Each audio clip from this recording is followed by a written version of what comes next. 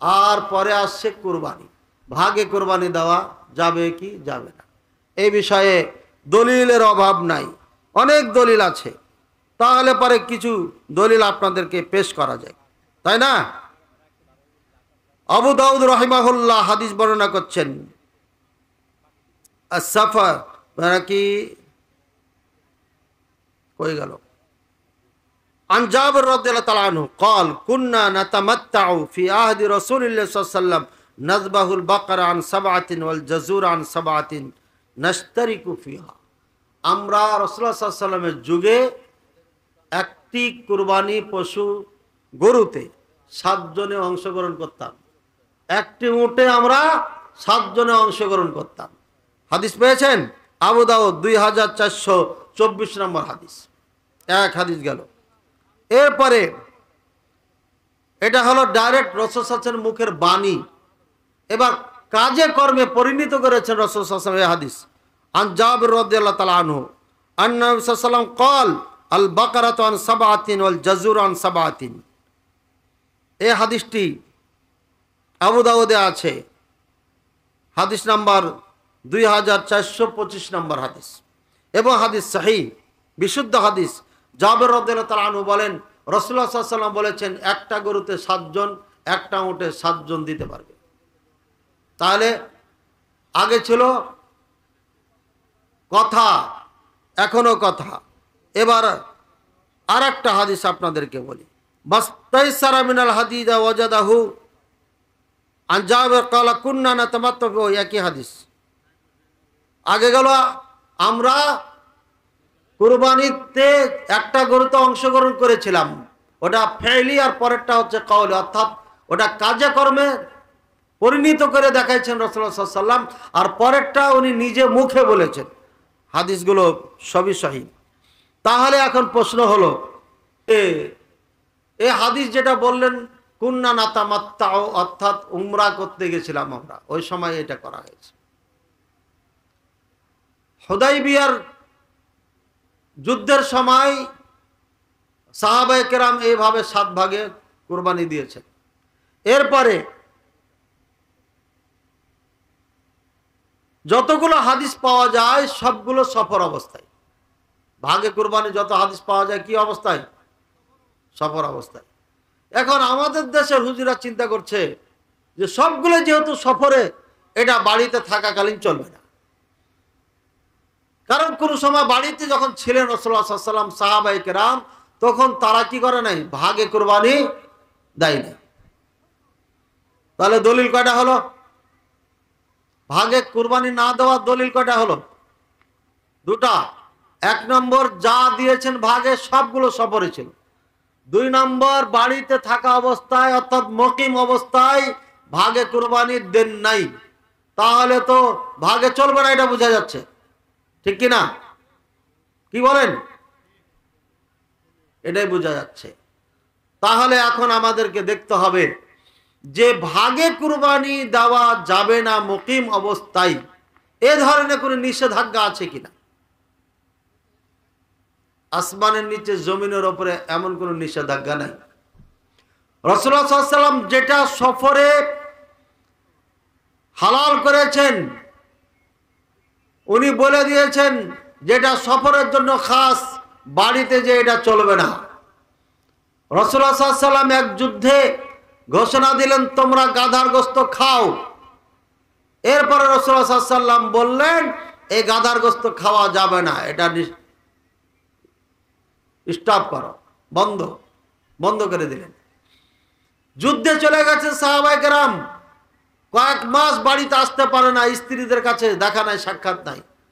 আর সুন্দর সুন্দর মেয়েদেরকে তারা গোলাম দাস হিসাবে পেয়ে গেছে, গনিমত হিসাবে। এক তো সামদেশের সুন্দরী, আর দ্বিতীয় নম্বর স্ত্রীদের থেকে দূরে। তখন অনুমতি চাইলেন যে আমাদেরকে অনুমতি দেওয়া হোক, এই যে আমরা যারাকে পেয়েছি নারী, এদেরকে বিবাহ করি।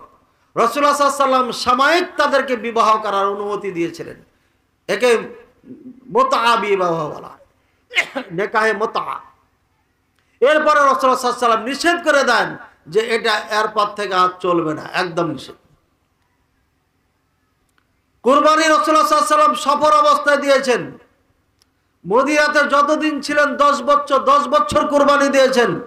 কোন সময় কাউকে নিষেধ করে নাই যে ওটা সফরের জন্য ছিল, এটা হজর অর্থাৎ মুকিম অবস্থায় চলবে না, এই কথা রাসূলুল্লাহ সাল্লাল্লাহু আলাইহি ওয়াসাল্লাম বলে নাই। সুতরাং সফরে যেটা চলবে ওই বিধান হজর অর্থাৎ মুকিম অবস্থায় চলবে। এমন মাসালা অনেকগুলো আছে, আমার জানা মতে 36টা মাসালা আছে যেটা সফর অবস্থায় হয়েছে, আবার মুকিম অবস্থায় সেটা চলমান আছে।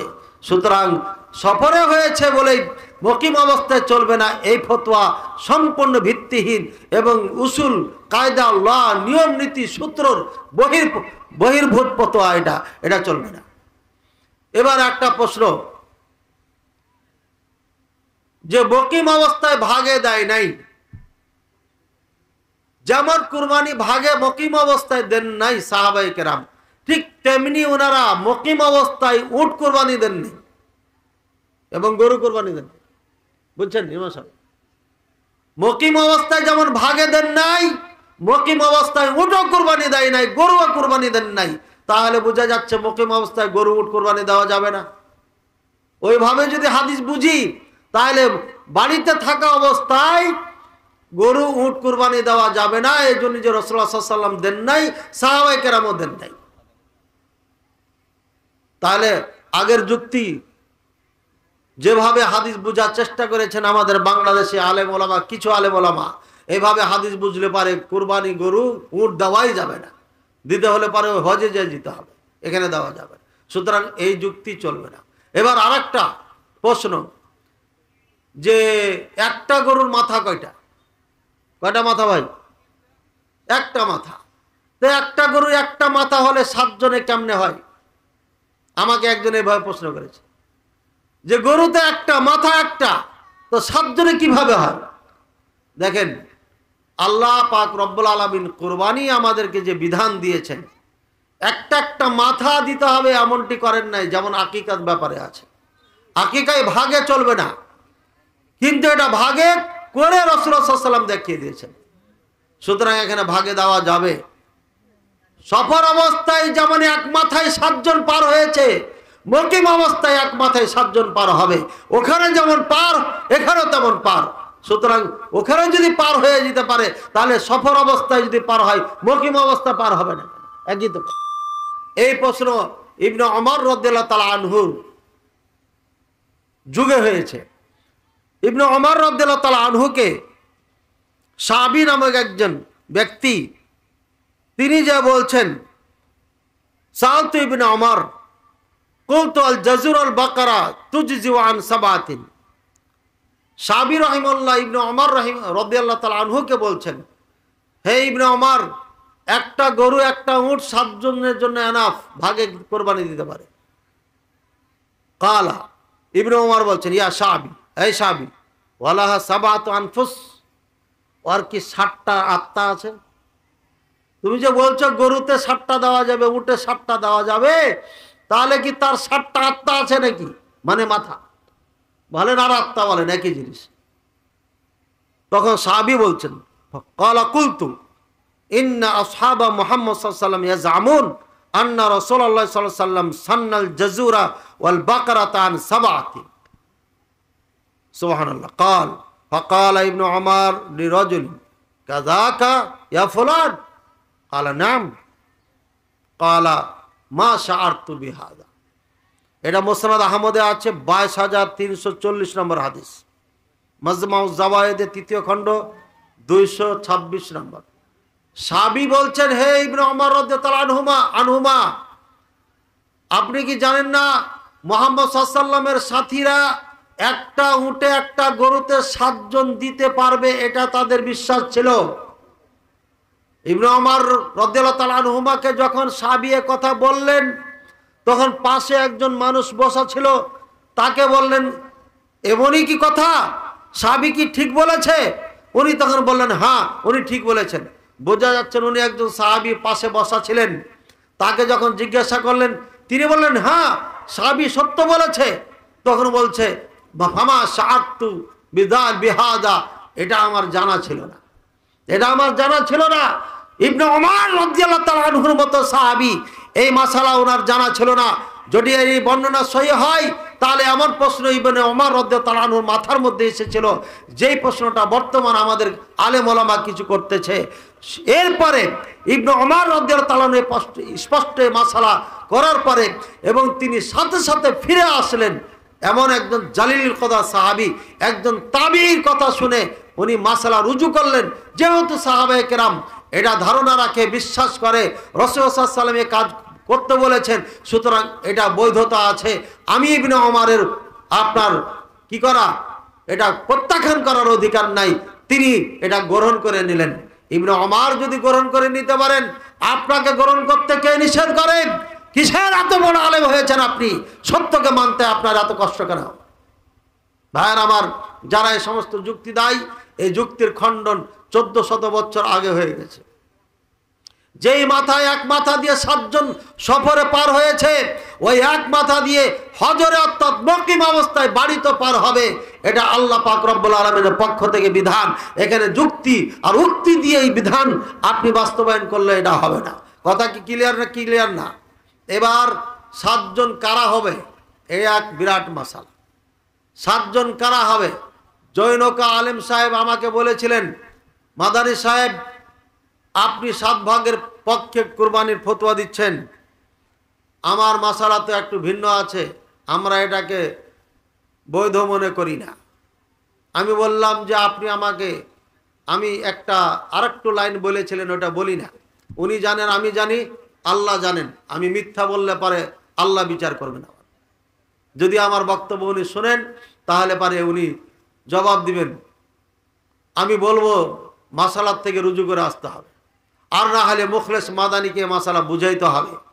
বক্তব্য দেওয়ার আগে আমাকে বুঝাইতে হবে। আমি জুনিয়র, আমি 1000 বার ভুল স্বীকার করব, বলবো যে আমি এই মাসালা ভুল দিয়েছি, আমার কোনো আপত্তি নাই। ভাইয়ের আমার, ক্লিয়ার করার জন্য আপনাকে বলছি, জনক আলেমকে আমি বললাম আপনি আমাকে বুঝান, যদি আমাকে বুঝিয়ে দিতে পারেন তাহলে আপনারটা আমি মেনে নেব, আর যদি আমি আপনাকে বুঝিয়ে দিতে পারি তাহলে আমারটা আপনাকে মেনে নিতে হবে। রাজি থাকলে পারে কথা হোক। উনি আর কথা বললেন না, কথা থেকে গেল।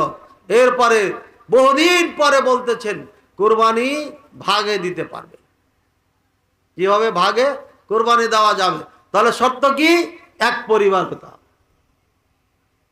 আব্দুল্লাহ ছেলে করিমুল্লাহ, আব্দুল সাত্তারের ছেলে আব্দুল জলিল, আব্দুল করিমের ছেলে আব্দুল আহাদ, হ্যাঁ, এই ধরনের 7 জনের ছেলে 7 বাড়ির থেকে এক জায়গায় ভাগে কুরবানি দিবে, এটা চলবে না। এক পরিবারের হতে হবে। কেন? কেমনে সেটা? অর্থাৎ এক বাপের 7 বেটা এক জায়গায় থাকে, এরা সবাই মিলে একটা কুরবানি দিবে, তাহলে ভাগে হবে। এটা কথা হলো নাকি? এটা কথা হলো? হ্যাঁ, আমার বাপের 7টা সন্তান নাই, কেমনে 7 ভাগে হবে? এখানে ইমাম সাহেবের ছেলে কটা, মেয়ে কটা? এক ছেলে এক মেয়ে, তো বিপদে তো আছে, জীবনে ভাগে দিতে পারবে না। এমন আছেন না? বাংলাদেশে কয়জন 7টা ছেলে জন্ম দিয়েছে? এই ভুয়া ফতোয়া আসমানের নিচে জমিনের উপরে এমন কোন পৃথিবীর কোন কিতাব লেখা নাই, হাদিস কোরআন তো দূরের কথা। এটা শুধুমাত্র নিজের চাপাবাজি এবং নিজের ইজ্জত বাঁচানোর জন্য ভুল স্বীকার করতে লজ্জা পাচ্ছে, তাই তারা ভুল স্বীকার করে না। ঘুরিয়ে ফিরিয়ে ওই মাসালাকে এই জাতির সামনে, জাতির উপরে চাপিয়ে দেওয়ার চেষ্টা করছে। ভাইয়ের আমার, 7 পরিবারের 7 জন মানুষ যদি একটা গরু কুরবানি দেয়, নিঃসন্দেহে কুরবানি বৈধ আছে এবং জায়েজ আছে, কোনো সন্দেহ ছাড়া। এরপরে 7-এর কম বেশি করা যাবে কিনা? একটা গরুতে 2 জন কুরবানি দিতে পারবেন, 3 জন দিতে পারবেন, 4 জন পারবেন, 5 জন পারবেন, 6 জন পারবেন, ঊর্ধ্বে 7 জন, 7 অতিক্রম করা যাবে না। এখানে আবার আমাদের সিনিয়র কয়েকজন ভাই আবার এক ফতোয়া দিয়ে দিয়েছে, 2 জন যদি হয় 7 ভাগ করবে, 7 ভাগ করে একজন 4 ভাগ নিবে আর একজন 3 ভাগ নিবে। এই মহাপণ্ডিত আমাদের সিনিয়র ভাইয়ারাও এই ভুল ফতোয়া দিয়েছে। মিডিয়ার সামনে বলে দিলাম, কানে যাবে। উক্তি যুক্তি দলিল কোন দিক দিয়ে মাসালা সঠিক নাই, না গ্রামাল্লি ঠিক আছে, না কোরআন সুন্নাত দলিল ভিত্তিকে মাসালা আছে, বানাওয়াট একটা ফতোয়া। আজকে স্পষ্ট বলে দিচ্ছি, 2 জন ভাগে কুরবানি দিবেন, 50-50 করে দিবেন। 50-50 টাকা, 50-50 ভাগ। ভাগ 3 জনে দিবেন সমান সমান টাকা, সমান সমান ভাগ। 4 জনে দিবেন সমান সমান টাকা, সমান সমান 4 ভাগ। 5 জনে দিবেন সমান সমান টাকা, সমান সমান 5 ভাগ। 6 জনে দিবেন সমান সমান টাকা, সমান সমান 6 ভাগ। 7 জনে দিবেন সমান সমান টাকা, সমান সমান ভাগ। কোনো ধরনের কম বেশি সুযোগ নেই।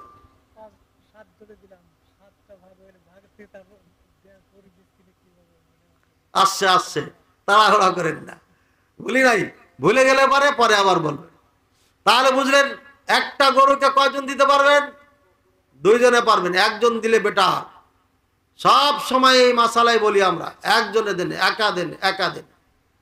কিন্তু যদি আপনি চান আমরা ভাগে দিব, 2 ভাই আছেন, দিবেন, একটা গরু দিবেন, সমস্যা নেই। 2 ভাইয়ে দিতে পারবেন। অন্য আরেক ভাই যদি অন্য কেউ হয়, সেও দিতে পারবে। আত্মীয়তা বন্ধনের কোনো সম্পর্ক কোরবানির সাথে নাই, যে কেউ ভাগে অংশগ্রহণ করতে পারে। ক্লিয়ার হয়েছে না হয় নাই?